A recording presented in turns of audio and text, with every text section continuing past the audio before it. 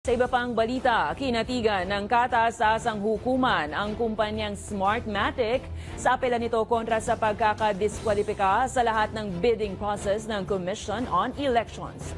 Yun nga lang, ayon sa korte, hindi na pwedeng baliktarin ang 17.9 billion pesos na kontratang naigawad sa South Korean firm na Miro Systems para sa automated system ng 2025 midterm polls. Narito ang ating balitang A to Z. Nagkasala ng grave abuse of discretion ang Commission on Elections nang idiskwalipika nito ang Smartmatic sa bidding process para sa automated election system na gagamitin sa susunod na taon, batay sa desisyon ng Korte Suprema. The Supreme Court granted Smartmatic's petition.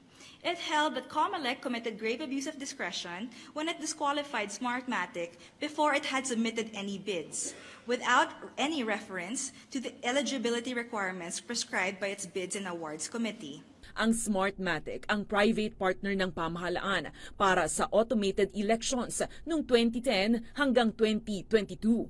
Pero nitong November 2023, diniskwalipika ng COMELEC ang Smartmatic sa bidding para sa 2025 midterm polls.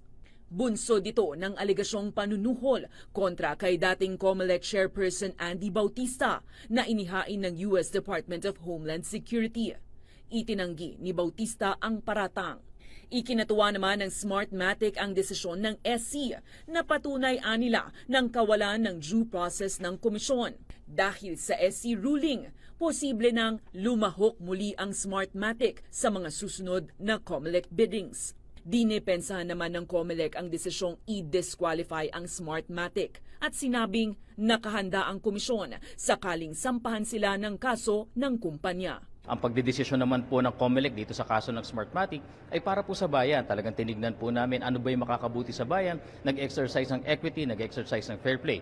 Nilinaw naman ng SC na ang kanilang desisyon ay hindi sapat para ipawalang bisa ang 17.9 billion pesos na kontrata na iginawad sa South Korean firm na Miro Systems. Sinabi po na hindi makakaapekto ito sa nakondak na public bidding, sa nai-award na kontrata at sa ganun po walang hadlang sa pagsulong ng paghahanda ng COMELEC sa automation ng elections natin sa 2025. Biyernes, April 19, sisimulan na ng Miro Systems ang pag-manufacture ng unang 20 automated counting machines na gagamitin para sa demonstration para sa halalan sa 2025.